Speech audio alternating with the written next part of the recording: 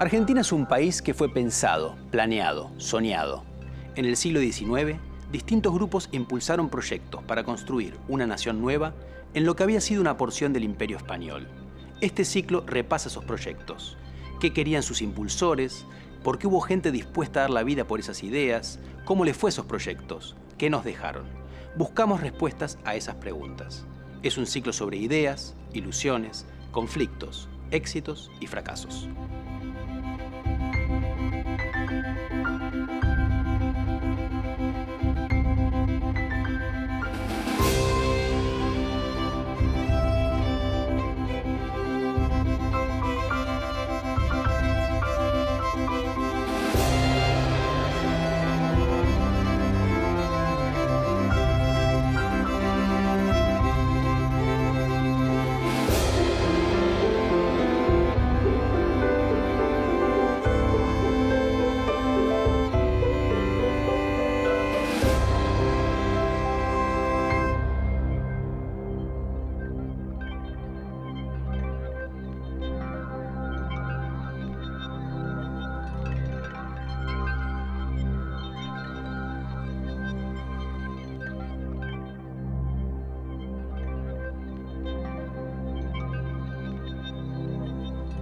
Bartolomé Mitre fue una de las figuras centrales del siglo XIX. Por un lado, porque desde 1862 lideró el intento de unificar la nación asegurando la preponderancia de Buenos Aires. Por otro lado, porque fue uno de los primeros historiadores argentinos y su obra ha sido muy influyente hasta nuestros días. José Hernández tuvo menos peso político que Mitre. Fue un federal convencido y sobre todo se lo recuerda por haber sido el autor de una obra fundamental de la literatura argentina, el Martín Fierro. Mitre fue el padre de la versión más extendida de la historia nacional. Hernández fue el padre del gran poema nacional. Cada uno vio en el otro un adversario, y este programa se ocupa de sus proyectos, paralelos y enfrentados en una época marcada por el conflicto.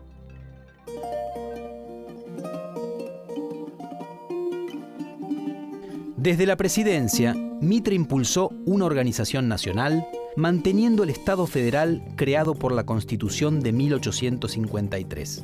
Pero en esa organización, Buenos Aires tendría el lugar principal. Para ello, empezó a implementar su plan, atacando a los grupos federales de las provincias e imponiendo en su lugar gobiernos liberales favorables a su política. La causa es una.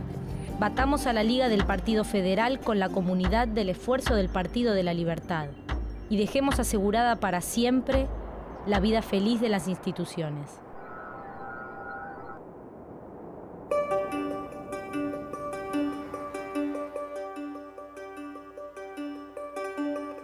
En la década de 1850, Mitre defendió la teoría de la nacionalidad preexistente, es decir, que la Argentina existía desde antes de su independencia y que su división era transitoria.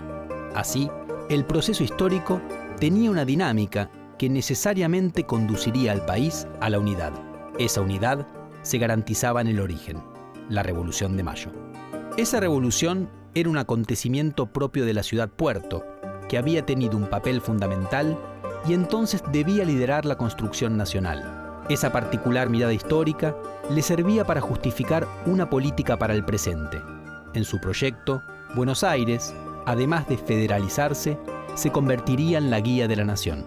Mitre promovió la vuelta de los restos de Rivadavia a la provincia, haciendo que historia y política se combinaran otra vez para justificar su postura, la nacionalista.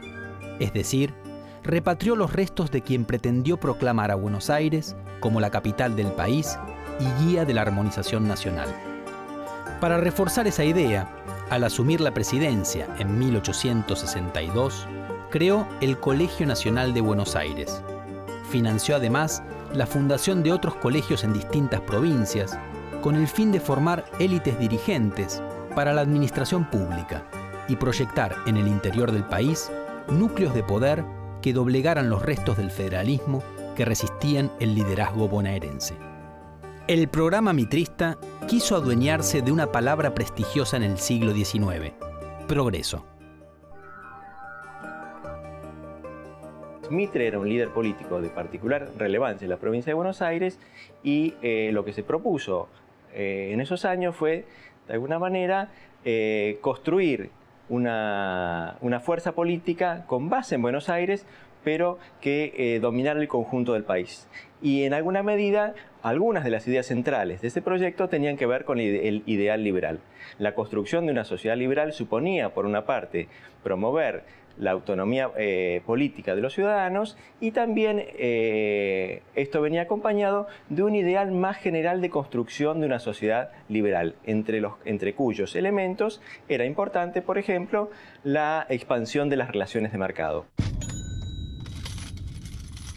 Una de las cosas que singularizan, uno de los rasgos que singularizan a la presidencia de Mitre tiene que ver con la promoción de la inversión extranjera. Mitre fue un activo promotor de la idea de que la economía argentina tenía que transformarse, que esa transformación suponía, por ejemplo, el desarrollo de un nuevo sistema de transportes, pero también la llegada de inmigrantes que iban a introducir en nuestra sociedad y en nuestra economía formas más elevadas de desarrollo productivo. Todo esto, al mismo tiempo, tenía que darse en el marco de un Estado que iba a asegurarle a esos inmigrantes el pleno ejercicio de derechos civiles, tales como contratar, comprar, vender, en fin, el conjunto de derechos que hacen posible la expansión de una sociedad de mercado.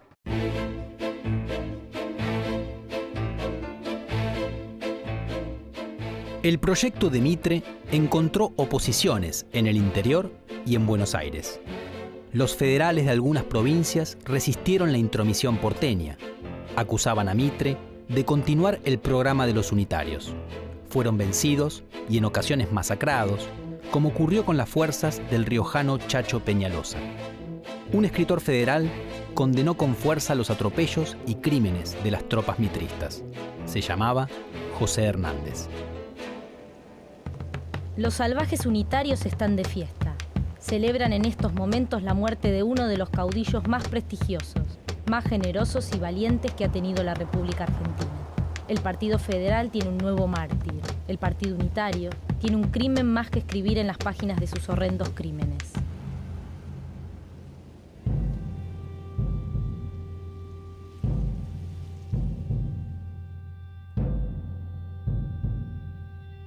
En Buenos Aires, la intención de Mitre de convertir a la ciudad en capital federal del país llevó a una división del Partido Liberal, debido a que un sector se oponía a esa medida y buscaba mantener a ultranza los privilegios porteños. Ese fue el origen de los dos partidos importantes de la provincia en los siguientes 20 años: los autonomistas, dirigidos por Adolfo Alsina, y los nacionalistas o mitristas. Mitre utilizó una guerra nacional para buscar la unidad. Mantuvo una alianza con quienes habían combatido a Rosas, el Imperio brasileño y el Partido Colorado uruguayo. Y en 1865 lanzó junto con ellos una guerra con el Paraguay. En distintos lugares de Argentina hubo resistencias fuertes contra esa decisión.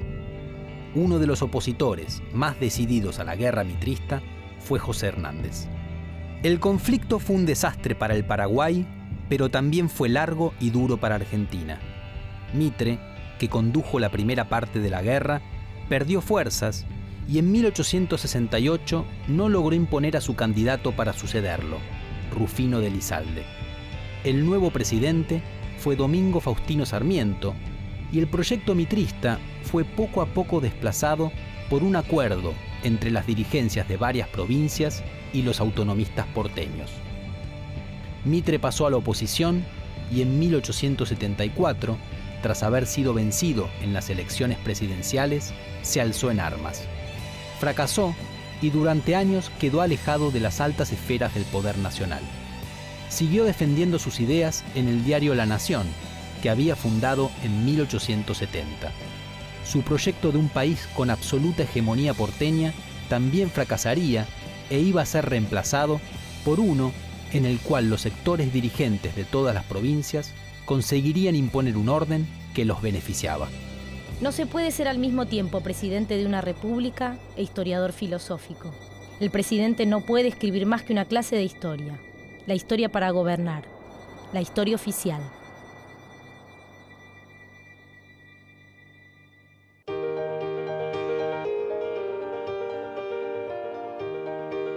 Mitre fue, además, uno de los fundadores de la historiografía argentina, junto con Vicente Fidel López.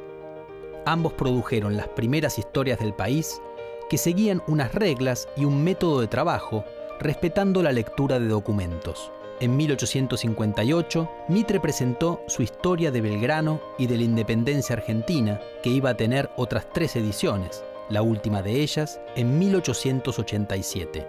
Allí explicaba los últimos años coloniales, la Revolución de Mayo y la Guerra de Independencia en el territorio rioplatense. En 1888 publicó Historia de San Martín y de la Emancipación Americana, donde se ocupaba de toda Sudamérica. Ambos libros tendrían una enorme influencia en Argentina.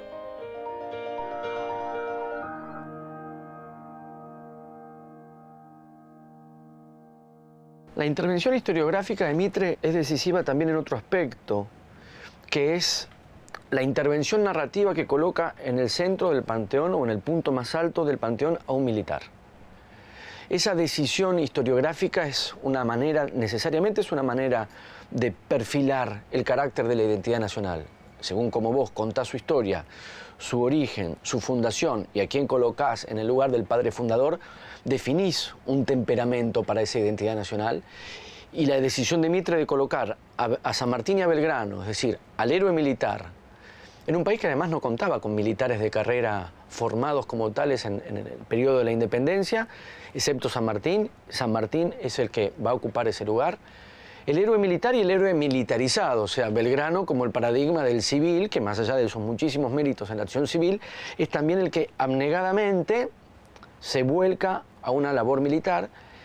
En ese sentido, Mitre imprime un sesgo muy militar a la constitución imaginaria del relato de lo argentino, que es algo que Juan Bautista Alberdi le va a discutir fuertemente. Por ejemplo, en El crimen de la guerra, advirtiendo con muchísima lucidez que, designando esta clase de próceres, se estaba delineando un tipo de identidad por lo menos discutible. Porque en ese sentido, la idea de que el ejército funda la patria o que los héroes de la guerra son los que han fundado la patria, cobran en la narración historiográfica argentina un peso muy fuerte. Mitre sería aquí aquel que logra resolver finalmente, borrar esa huella de la contingencia y arbitrariedad y hacernos creer que la Argentina es algo, contiene una realidad mucho más sustantiva y que está determinada ya en el momento mismo de la colonización. Es decir, que la nación no hizo más que la independencia, no hizo más que dar forma institucional a una nación que ya existía en su propia contextura física, histórica, social, cultural.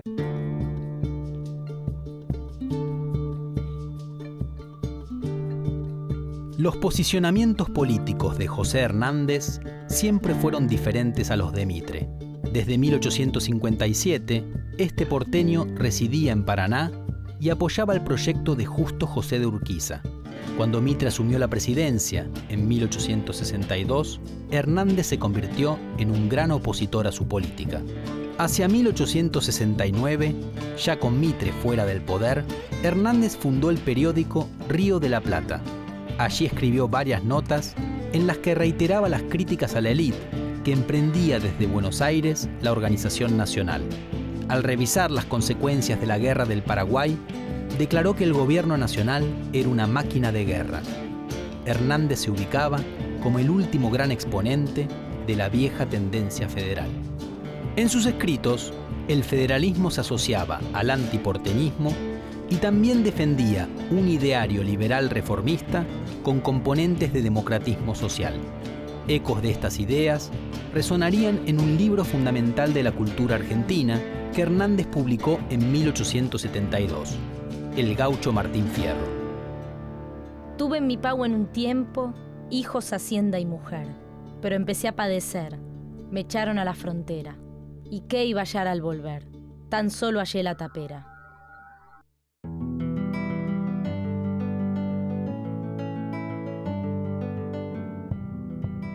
Hernández pensó su famoso poema en el exilio, al que tuvo que marchar por apoyar el levantamiento contra el gobierno nacional del último caudillo federal, el entrerriano Ricardo López Jordán. La historia que relató en Martín Fierro es muy distinta a la que escribió Mitre sobre Belgrano. Mitre narró el pasado argentino pensando en la unidad preexistente del país y utilizando un personaje histórico. Hernández, en cambio, contaría la historia de Martín Fierro a partir del desgarramiento y con un personaje de ficción. Se trata del canto de un gaucho que fue separado de los suyos, despojado de sus bienes y obligado a marchar a la frontera. En el primer libro, más tarde conocido como La Ida de Martín Fierro, quien canta es un exiliado, y el tema central es que la justicia no se aplica por igual a los ricos que a los pobres. En La Vuelta de Martín Fierro, escrita en 1879, el mismo personaje regresa a su tierra para tener tierra, familia y sociedad. Este Martín Fierro se acerca mucho a la mirada de Mitre sobre lo que debía ser el mundo rural. El libro representa, de algún modo, la conciliación de Hernández con el poder político. Hernández, como su personaje, también había cambiado y ya no se encontraba políticamente aislado. Se vinculó con los sectores que en 1880 accedieron al poder y defendió en el Senado la federalización de la ciudad de Buenos Aires, es decir, que se plegó al proyecto de organización nacional que reemplazó al proyecto mitrista.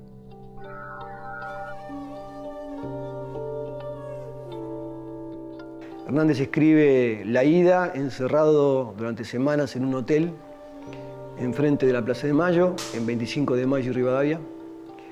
Dice, entre los bártulos de un conspirador, como si de alguna manera un opositor político estuviera escondido escribiendo ese texto, que luego, digamos, lo va a convertir en un poeta inmortal. Pero básicamente yo diría que las circunstancias políticas le dan un fuerte tono político a la primera parte del poema. Hay una gran determinación en las circunstancias de él como una especie de opositor político. La Vuelta es una circunstancia muy diferente.